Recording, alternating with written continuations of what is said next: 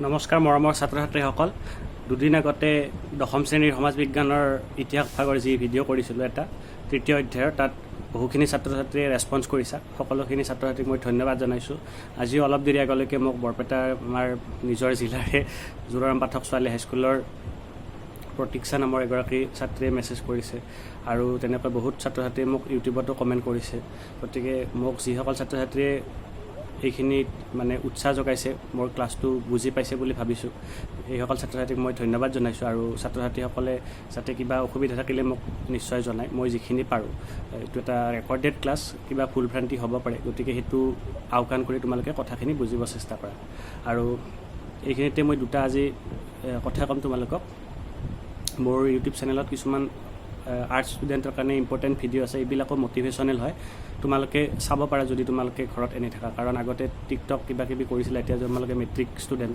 সময়বিলাক এনেই খেদোৱাতকৈ কেতিয়াবা আজৰি সময়ত চাব পাৰা বিশেষ কিছুমান ইম্পৰ্টেণ্ট কথা কোৱা আছে তাৰোপৰি মই এটা তোমালোকক ৰিকুৱেষ্ট কৰিম মই কেতিয়াও লাইক বিচাৰি ভিডিঅ' কৰা নাই কোনোটো ভিডিঅ'তে মই জেনেৰেলি লাইক খোজা নাই কোনোবাই কিবা বুজি নাপালে ডিছলাইক কৰাতকৈ মোক যদি কমেণ্টত জনাই ছাৰ এইটো কথা বুজি পোৱা নাই তেতিয়া ভাল লাগে দুগৰাকী মানে দুটামান ডিছলাইক আহিলে বেয়া লাগে আৰু তোমালোকে কমেণ্টত জনাবা লাইকটোৰ কথা তোমালোকে নিজে যিটো ভাবা সেইটো তোমালোকে কৰিবা আৰু ছাবস্ক্ৰাইব কৰি মোৰ চেনেলটো যাতে তোমালোকৰ লগৰ বন্ধুবিলাকৰ মাজতো ভগাই দিয়া কাৰণ শিক্ষাটো এনেকুৱা বস্তু যিটো তুমি ভগালে তোমাৰ পৰা শেষ হৈ নাযায় কমি নাযায় আৰু কম্পিটিশ্যন যেতিয়া থাকিব তেতিয়াহে তুমি ছাকচেছ হ'বা তুমি নাজনাৰ মাজত দৌৰি তুমি ফাৰ্ষ্ট হৈ লাভ নাই তুমি অল ইণ্ডিয়া লেভেলত মই আগৰ ভিডিঅ' কিছুমানত কৈছোঁ তোমালোকে মোৰ আগৰ মটিভেশ্যনেল ভিডিঅ'বিলাক চালে পাবা অল ইণ্ডিয়া লেভেলত কম্পিট কৰাৰ কাৰণে আমি চেষ্টা কৰিব লাগিব আৰু এই চেপ্টাৰটোৰ কিছুমান কথা আমি যিটো আলোচনা কৰিম তোমালোকক ভৱিষ্যতে যদি তোমালোকে কম্পিটিটিভ এক্সাম দিয়া তাত লাগিব মই আজি সেইখিনি কথা আলোচনা কৰিম আৰু তাৰোপৰি আমাৰ বৰপেটা ডিষ্ট্ৰিক্টৰ যি অনলাইন ক্লাছ হৈ আছে তাত ছাৰসকলে শিকাই আছে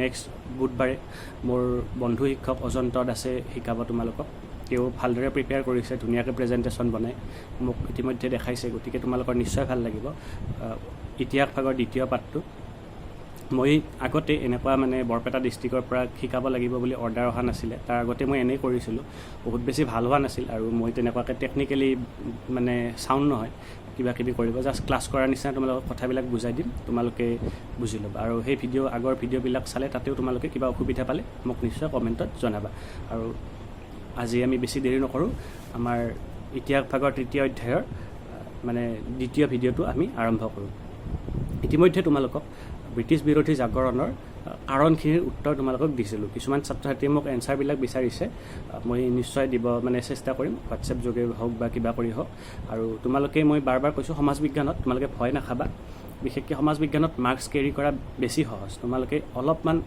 ভালদৰে কথাবিলাক লিখিলেই হ'ল আৰু পইণ্ট ৱাইজ লিখিবা আজি আমি আলোচনা কৰিম 1857 চনৰ বিদ্ৰোহ যিটো আমি সিদিনাৰ ভিডিঅ'ৰ শেষৰ ফালে কিছু কৈছিলোঁ সৰ্বভাৰতীয় পৰ্যায়ত এইটো বিদ্ৰোহক চিপাহী বিদ্ৰোহ বুলি কোৱা হয় অসমতো চিপাহীসকলে কিছু মানে অসন্তুষ্টি প্ৰকাশ কৰিছিলে কিন্তু সৰ্বভাৰতীয় পৰ্যায়ত যেনেদৰে বিদ্ৰোহ হৈছিলে অসমত তেনেকুৱাকৈ চিপাহী বিদ্ৰোহ হোৱা নাছিলে আৰু এই 1857 চনৰ অসমৰ বিদ্ৰোহত এগৰাকী ব্যক্তিৰ বিশেষ অৱদান আছিলে তেওঁৰ নাম হৈছে মণিৰাম দেৱান তেওঁৰ সম্পূৰ্ণ নামটো হৈছে মণিৰাম দেৱান মণিৰাম বৰভাণ্ডাৰ বৰুৱা তেওঁক মণিৰাম দেৱান বুলি জনা যায় গতিকে সেইখিনি কথা আমাক আজি লাগিব ইয়াৰ পৰা কেইটামান ইম্পৰ্টেণ্ট প্ৰশ্ন আছে তোমালোকক ভৱিষ্যতে তোমালোকে যেতিয়া চাকৰি ইণ্টাৰভিউ দিবা এতিয়া চাকৰিৰ কথা ভাবিব হোৱা নাই কিন্তু তোমালোকে জানিব লাগিব সমাজ বিজ্ঞানখন পঢ়িলে বহুতে ভাবে যে আমি ছায়েন্সত পঢ়িম বা এনেকুৱা পঢ়িম যিখিনি বস্তু তোমালোকক লাগে ভৱিষ্যতে লাগিব সমাজ বিজ্ঞানৰ বিশেষকৈ এইখিনি পাৰ্ট তোমালোকক ভৱিষ্যতে লাগিব ক্লাছ 10ৰ সমাজ বিজ্ঞানৰ পাৰ্টখিনি গতিকে তোমালোকে ভৱিষ্যতৰ কাৰণে এতিয়াই কি কি লাগে জানি থ'লে তোমালোকৰ সুবিধা হ'ব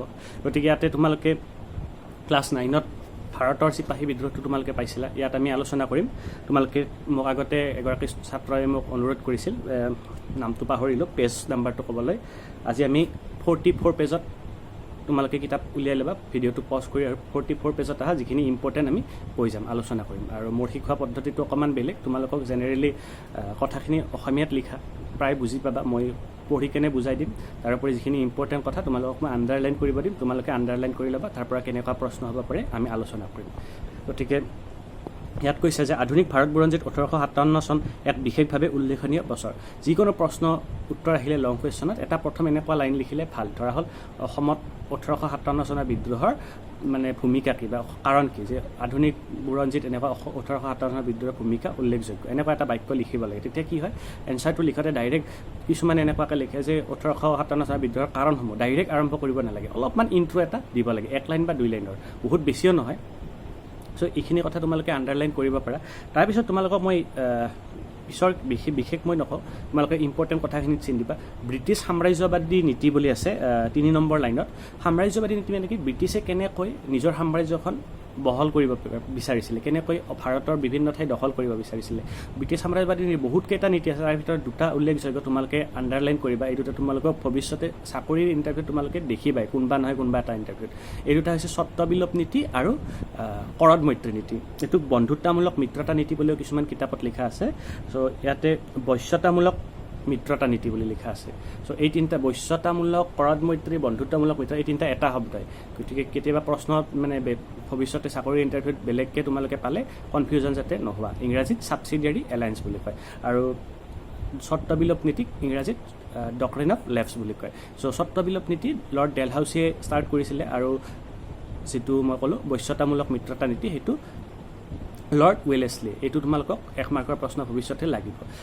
এই এনেকুৱাকৈ বিভিন্ন নীতি কৰি স্বত্ববিলোপ নীতি আৰু যি মানে কৰদ মৈত্ৰী নীতি, বশ্যতামূলক মিত্ৰ নীতি, সেই বিষয়ে তোমালোকে নিশ্চয় ক্লাছ 9ত পাইছা। যদি পোৱা নাই, কোনোবাক বুজাব লাগে মোক মানে জনাবা, এইটো ভিডিঅ'ত মই দীঘলীয়া নকৰোঁ। সেই বিভিন্ন নীতিৰে কি কৰিছিলে, ভাৰতৰ ঠাইবিলাক দখল কৰিছিলে। অসমতো তেনেকুৱাকৈ আমি আগত আলোচনা কৰিছিলোঁ, প্ৰথম লানি ব্ৰিটিছ বিৰোধী বিদ্ৰোহ হৈছিলে গোমধৰ কোঁৱৰৰ। তাৰপিছত লাহে লাহে অসমৰ লোকবিলাক সন্তুষ্ট হৈছিলে ব্ৰিটিছৰ নতুন যি মানে প্ৰথা আছিলে, শাসন ব্যৱস্থা আছিলে, ৰাজহ ব্যৱস্থাৰ সংস্কাৰ কৰিছিলে, ভালেখিনি মানে অসমীয়া সমাজত পৰিৱৰ্তন হৈছিলে। তাৰ কাৰণে বিশেষকৈ অসমৰ অভিজাত শ্ৰেণীটো বৰ ক্ষুব্ধ হৈ আছিলে ব্ৰিটিছ শাসনৰ প্ৰতি, আৰু কেনেবাকৈ ব্ৰিটিছ শাসন ওফৰাই তাত পুনৰ আহোম ৰাজতন্ত্ৰ প্ৰতিষ্ঠা কৰাৰ কাৰণে অসমৰ যি অভিজাত শ্ৰেণী আছিলে তেওঁলোকে মনতে থিৰাং কৰি লৈছিলে। সেইখিনি সময়তে কি হৈছিলে, সৰ্বভাৰতীয় পৰ্যায়ত তোমালোকৰ যিটো আমি ক্লাছ 9ত পাইছোঁ চিপাহী বিদ্ৰোহ হোৱা বুলি কৈছোঁ। চিপাহী বিদ্ৰোহ আৰম্ভ হৈছিলে মিৰাটত। ইয়াতে তোমালোকে এইটো চিন দিব পাৰা। প্ৰথম হৈছিলে 1857 চনৰ 10 মে' তাৰিখে মিৰাটত বিদ্ৰোহ ঘোষণা কৰিছিল। এইটো আণ্ডাৰলাইন দিব পাৰা, কেতিয়া চিপাহী বিদ্ৰোহ আৰম্ভ বুলি ক'ব পাৰি এইদিনা। আৰু এটা কথা ইয়াতে নাই, চিপাহী বিদ্ৰোহৰ প্ৰথম শ্বহীদ বুলি এটা তোমালোকক কেতিয়াবা ভৱিষ্যতে ইণ্টাৰভিউত লাগিব, মই মানে লগতে কৈ গৈছোঁ, মংগল পাণ্ডে। একদম সহজ, ক্লাছ 9ত লাগিছিল চাগে। চ' মংগল পাণ্ডে, এইটো তোমালোকে মনত ৰাখিবা। ইয়াতে কৈছে চিপাহী বিদ্ৰোহ ভালেমান কাৰণ আছিলে, সেইখিনি আমি পিছত পাম। তোমালোকে ক্লাছ 9ত পাইছা চাগে। ইয়াতে চিপাহী বিদ্ৰোহৰ ভাৰতীয় কাৰণখিনি ইয়াতে কোৱা নাই, ক্লাছ 9ত আছিল চাগে। ইয়াতে অসমৰ কাৰণখিনি কিছুমান ক'ব, আৰু বিদ্ৰোহ কেনেকুৱাকৈ হৈছিলে এইখিনি কথা ক'ব। তোমালোকক ভৱিষ্যতে লগাৰ কাৰণে এইটো আণ্ডাৰলাইন কৰিব পাৰা। ভাৰতৰ সৰ্বভাৰতীয় যি মানে আঞ্চলিক ৰাজ্যবিলাক আছিলে, সেই ৰাজ্যবিলাকে এগৰাকী ৰজাক সম্ৰাট হিচাপে নিযুক্ত কৰিছিলে, যে দ্বিতীয় বাহাদুৰ শ্বাহ। প্ৰশ্ন এটা কেতিয়াবা চাকৰি ইণ্টাৰভিউ দিলে পাবা, যে শেষ মোগল সম্ৰাটজন কোন আছিলে। মোগলসকলৰ শেষ সম্ৰাট বুলি ক'লে দ্বিতীয় বাহাদুৰ শ্বাহ, বা বাহাদুৰ শ্বাহ জাফৰ 2 বুলি কয়। চ' তেওঁক কৈছিলে যে আপুনি ভাৰতৰ ৰজা হ'ব, ব্ৰিটিছসকলক আমি খেদিব পাৰিলোঁ। আৰু ভালে কেইগৰাকীমান নেতা তোমালোকে জানা, ঝান্সী ৰাণী লক্ষ্মীবাইৰ নাম শুনি থকা, তান্তিয়া টপী, নানা চাহেব, এইকেইগৰাকীৰ নাম তোমালোকে আণ্ডাৰলাইন কৰিব পাৰা। মই কোৱা নাম কেইগৰাকীৰে আছে। তাৰপিছত ইয়াতে সেইটো কৈছে, বিদ্ৰোহীসকলে দ্বিতীয় বাহাদুৰ শ্বাহক পুনৰ মোগল সম্ৰাট পাতি ব্ৰিটিছৰ শাসন চিৰদিনলৈ ভাৰতবৰ্ষত অৱসান ঘটাব বিচাৰিছিল। এইখিনি তোমালোকে 1-2 মাৰ্কৰ কাৰণে আণ্ডাৰলাইন কৰিব পাৰা, 1-2 মাৰ্কৰ প্ৰশ্নৰ। তাৰপিছত মই যিটো কথা অলপ আগতে ক'লোঁ, তোমালোকৰ নেক্সট পেৰেগ্ৰাফ 45 পেজত আছে, পেজ নাম্বাৰ মই কৈ দিছোঁ।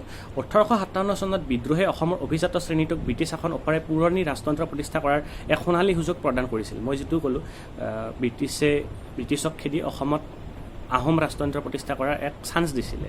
আৰু কিছু সংখ্যক লোকে অসমত অৱস্থান কৰা ব্ৰিটিছ সৈন্যবাহিনীত থকা ভাৰতীয় সেনাৰ মাজত অসন্তুষ্টি বিয়পাই অসমতো চিপাহী বিদ্ৰোহৰ উত্থান ঘটাই তেওঁলোকৰ সহায়ত ইংৰাজক খেদি আহোম ৰাজপৰিয়ালৰ এজন কোঁৱৰক অসমৰ ৰজা হিচাপে প্ৰতিষ্ঠা কৰাৰ চেষ্টা কৰিছিল।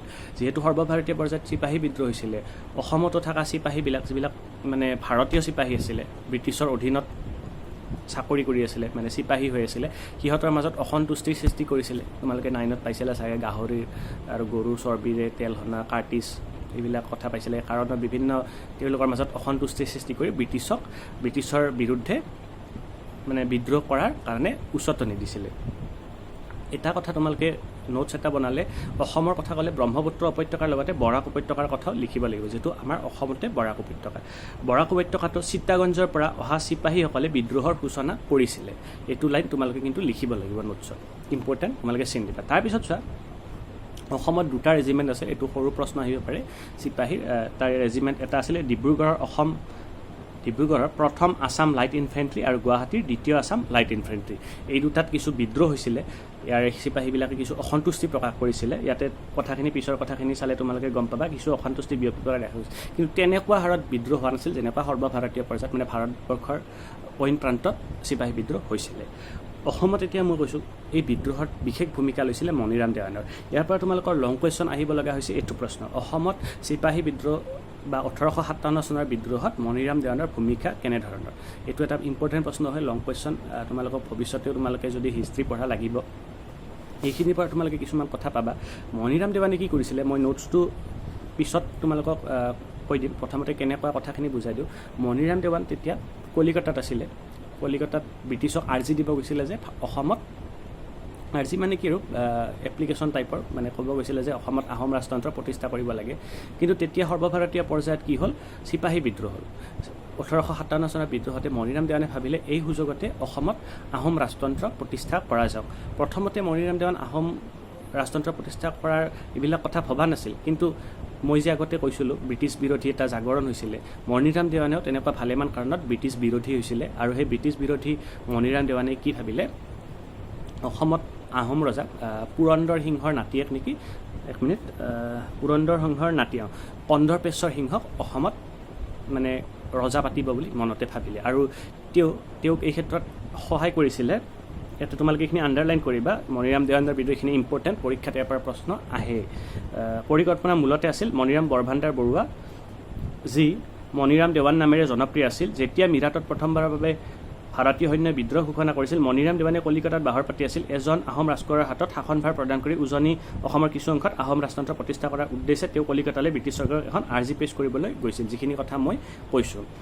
তাৰপিছত মই এটা কাম কৰিম, নেক্সট যেতিয়া মই ভিডিঅ' বনাম তোমালোকে কমেণ্টত জনাম। নেক্সট ভিডিঅ'ত মই কি কৰিম, নাইবা তোমালোকে মোক সেই কৰিবা, হোৱাটছএপত মোৰ ডেছক্ৰিপশ্যনত নাম্বাৰটো থাকিব, কোনখিনি লিখিব লাগে মই কিতাপত আণ্ডাৰলাইন কৰি দিম।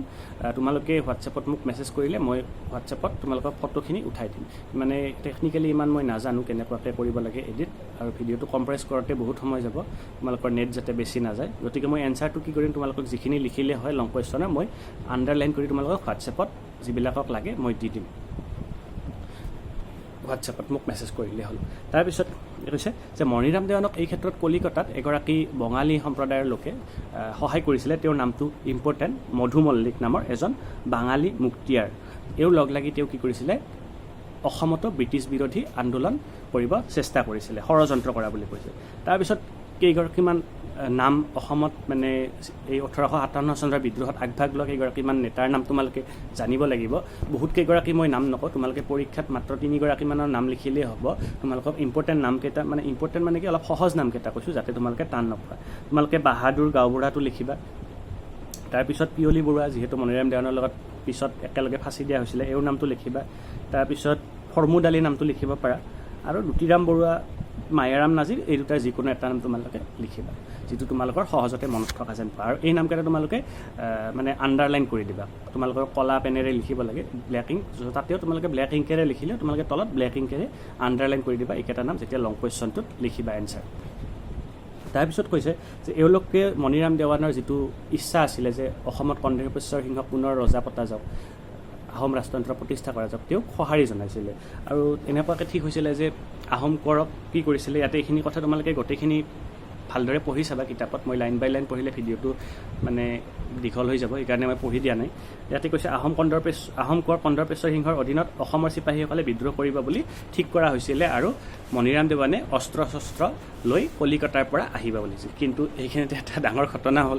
কি হ'ল, সেই সময়ত প্ৰশাসনিক ব্যৱস্থাটো ব্ৰিটিছৰ অধীনত আছিলে আৰু যিকোনো বস্তু চিঠি আকাৰে এতিয়া নিচিনা তেতিয়া টেলিফোন নাছিলে মোবাইল নাছিলে মেছেজ নাছিলে হোৱাটছএপ নাছিলে চ' টেলিফোন আকাৰেতো কৰিব নোৱাৰে চিঠি আকাৰে কৰিছিলে আৰু সকলোবোৰ চিঠি মণিৰাম দেৱানে যিবিলাক চিঠি পঠাইছিলে সেইবিলাক পোষ্ট অফিচত কেপ্টেইন হলৰাইট চাহাবৰ হাতত পৰি গৈছিলে তেওঁ পোষ্ট অফিচত দেখা পাই তেওঁ মণিৰাম দেৱানৰ চিঠিবিলাক পঢ়ি এই ষড়যন্ত্ৰটোৰ কথা গম পাইছিল এইখিনি কথা ইয়াতে আছে 1857 চনৰ আগষ্টৰ মাজভাগতে পাইছিল ষড়যন্ত্ৰৰ উমান ইংৰাজসকলে যে বিদ্ৰোহটো হোৱাৰ আগতে ইংৰাজসকলে ষড়যন্ত্ৰ এটাৰ যি চলি আছে এইটো গম পাইছিলে কেনেকৈ গম পাইছিলে মই কৈ দিলোঁ ইয়াতে সেইখিনি কথাই লেখা আছে তাৰপিছত অসমৰ সেই সময়ত যি চিফ কমিশ্যনাৰ আছিলে অসমত যিগৰাকী মানে ব্ৰিটিছ বিষয়া দায়িত্বত আছিলে জেনকিনছে তেওঁ কি কৰিছিলে বংগদেশৰ পৰা শক্তিশালী মানে ইউৰোপিয়ান প্ৰশিক্ষিত ইউৰোপিয়ান বুলি কৈছে মানে একদম well train soldiers British soldiers তেওঁলোকে মাতি পঠাইছিলে যাতে অসমত মানে বিদ্ৰোহ নহয় এইখিনি কথা আছে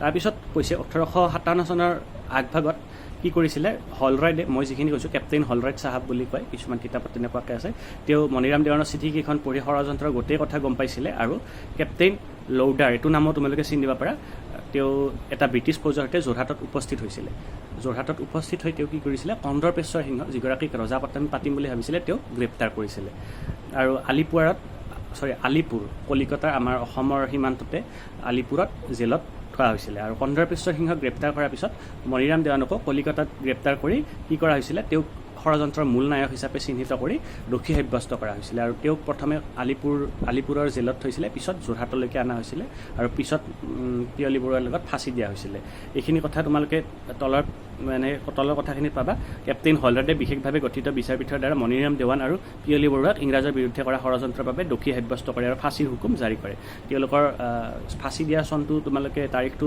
জানি থোৱাটো মানে এইটো অলপ লাগিব বেছি ইম্পৰ্টেণ্ট মানে হিষ্ট্ৰীত তোমালোকে নাভাবিবা যে চন তাৰিখ বেছিকৈ লাগিব একদম দৰকাৰী হোৱা এটা মই তোমালোকক লিখিব দিম বা আণ্ডাৰলাইন কৰিব দিম এইটো তোমালোকে চাই চাব পাৰা 1858 চনৰ 26 ফেব্ৰুৱাৰীত দুয়োজনকে দিয়া হৈছিল আৰু বাকী যিকেইগৰাকী মই তোমালোকৰ নাম কৈছিলোঁ সৰু নাম কৈছিলোঁ মধু মল্লিক যিগৰাকী বঙালী সম্প্ৰদায়ৰ আছিলে তেওঁ কমলা বৰুৱা এইটো নাম তাতে আগতে নাছিলে ইয়াতে পালোঁ দুটিৰাম বৰুৱা গতিকে কমলা বৰুৱাটো আমি মিছামিছি চিন দি লাভ নাই নহ'লে তোমালোকৰ কনফিউজন হৈ যাব দুটিৰাম বৰুৱা মায়াৰাম নাজি এইবিলাক কি কৰিছে ষড়যন্ত্ৰত অংশগ্ৰহণ কৰাৰ কাৰণে যাৱজ্জীৱন কাৰাদণ্ড বিহা হৈছিল যাৱজ্জীৱন কাৰাদণ্ড মানে আজীৱন কাৰাদণ্ড আমাৰ হিন্দী ফিল্মত যি কয় উম্ৰকেদ কি সাজা উম্ৰকেদ কি সাজা দিছিলে তাৰপিছত কৈছে বাহাদুৰ গাঁওবুঢ়া মই এইটো নাম তোমালোকক লিখিব কৈছিলোঁ আৰু ফৰ্মুদ আলীক আন্দামানলৈ প্ৰেৰণ কৰা হৈছিল আন্দামান মানে আন্দামান নিকোবৰ আইচলেণ্ডত ব্ৰিটিছৰ সেই সময়ৰ আটাইতকৈ মানে পুৰণি শক্তিশালী জেল আছিলে তাতে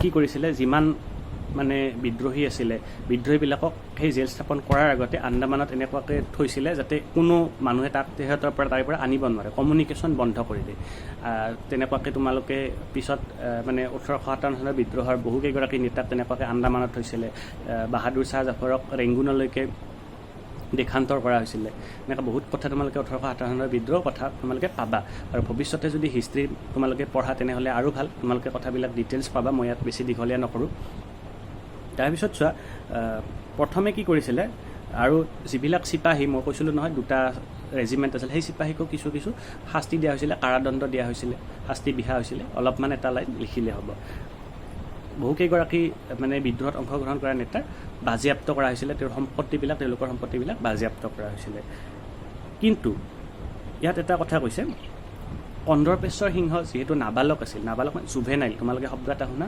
18 বছৰ নে 16 বছৰৰ তলৰ যিবিলাক 18 বছৰৰ তলৰ সেইবিলাকক কি কৰে কিশোৰ জেলত থোৱা হয় চ' বৰ্ধমানৰ এখন জেলত থোৱা হৈছিলে বেলেগকৈ থোৱা হৈছিলে আৰু তেওঁৰ শাস্তি কমাই পিছত গুৱাহাটীলৈকে কন্দৰ্পেশ্বৰ সিংহক আহিব দিছিলে কিন্তু যোৰহাটত যাব নিদিলে যিহেতু ভৱিষ্যতে আৰু বিদ্ৰোহ হ'ব পাৰে বুলি ব্ৰিটিছসকলে ভাবিছিলে আৰু পিছত 500 টকা কেনেকৈ পেঞ্চন দিয়াৰ ব্যৱস্থা কৰিছিলে যিহেতু অসমৰ ৰজাও আছিলে তেওঁ ৰজা হ'লহেঁতেন গতিকে ব্ৰিটিছে নিজৰ মানে এটা শাসনৰ নীতিৰ দ্বাৰা বুদ্ধি কৰি অলপ পেঞ্চন দি এই বিদ্ৰোহ যাতে ভৱিষ্যতে নহয় তেনেকুৱাকৈ মনাই থৈছিলে বুলি তোমালোকে সহজভাৱে বুজিবা তাৰপিছত এটা কথা কৈছে ইয়াতে তোমালোকে চাবা মহাৰাণী ভিক্টৰিয়াৰ ঘোষণাপত্ৰ প্ৰক্লেমেশ্যন অফ ভিক্টৰিয়া এনেকুৱাকৈ পায় এইটো 1858 চনত হৈছিলে চিপাহী বিদ্ৰোহ হোৱাৰ পিছত ইংৰাজসকলৰ ব্ৰিটিছৰ ৰাণীয়ে মহাৰাণী ভিক্টৰিয়া এখন ঘোষণা কৰিছিলে সেই ঘোষণাৰ পৰা কিছুমান মানে বিদ্ৰোহীবিলাকক শাস্তি লাঘৱ কৰা হৈছিলে যেনেকৈ ইয়াতে কৈছে দুটিৰাম বৰুৱা ফৰ্মুদ আলী এইবিলাকক কি কৰিছিল আন্দামানৰ পৰা অসমলৈ আহিবলৈ অনুমতি দিয়া হৈছিলে এইদৰে ব্ৰিটিছক ওপৰে আহোম ৰাজতন্ত্ৰক পুনৰ প্ৰতিষ্ঠা কৰা 1857 চনত মণিৰাম দেৱানে কৰা প্ৰচেষ্টা বিফল পৰিণতি ঘটে। চ' 1857 চনৰ যি অসমত বিদ্ৰোহ হৈছিলে সেই বিদ্ৰোহটো বিফল হয়। সৰ্বভাৰতীয় পৰ্যায়তো বিফল হৈছিলে, কিন্তু অসমত আৰম্ভণি মানে হোৱাৰ লগে লগে বিফল হোৱা বুলি ক'ব পাৰি। গতিকে সৰ্বভাৰতীয় পৰ্যায়ত যদিও বিদ্ৰোহটো হৈছিলে ভালেখিনি ঠাইত, তোমালোকে ঝান্সী ৰাণী লক্ষ্মীবাইৰ কথা শুনা, পিঠিত বাচ্চা লৈ যুদ্ধ কৰে। ত' তেনেকুৱাকৈ অসমত কিন্তু আৰম্ভণিতেই মানে কি বুলি কয় এইটো অসমীয়াত ভাল শব্দ এটা পাতনি মেলতেই বন্ধ কৰি দিছিলে। তাৰপিছত তোমালোকৰ ইফালে নেক্সট পেজত আছে মণিৰাম দেৱানৰ ব্যক্তিত্ব, জীৱন বৃত্তান্ত। এইখিনিৰ পৰা বেলেগকৈ আমি আলোচনা কৰিম, বেছি ভিডিঅ'টো দীঘলীয়া নকৰোঁ, তোমালোকৰ যাতে নেট খৰচ নহয়, কিবা বুজি নাপালে আৰু কোনখিনি ইম্পৰ্টেণ্ট মই তোমালোকক এটা কাম কৰিম, হোৱাটছএপত ফটো মাৰি দিম, ইয়াত যিহেতু দিয়া অলপ অসুবিধা হয়, কোনখিনি ইম্পৰ্টেণ্ট আণ্ডাৰলাইন কৰি দিম, তোমালোকে তাৰ পৰা বুজি ল'বা। ঠিক আছে, থেংক ইউ। আৰু মই মোৰ চেনেলটো ছাবস্ক্ৰাইবাৰ বঢ়োৱা, তোমালোকে শ্বেয়াৰ কৰা লগৰ বন্ধুবিলাকৰ মাজত, সকলোকে ক'বা যাতে মানে কিবা ভুল হ'লে মোক কমেণ্টত জনাই। ডিছলাইক কৰিলে অকণমান বেয়া লাগে, কাৰণ মই এইটো বস্তু তোমালোকৰ অলপ সহায় হ'ব বুলিহে বনাইছোঁ ভিডিঅ'টো। ঠিক আছে, থেংক ইউ।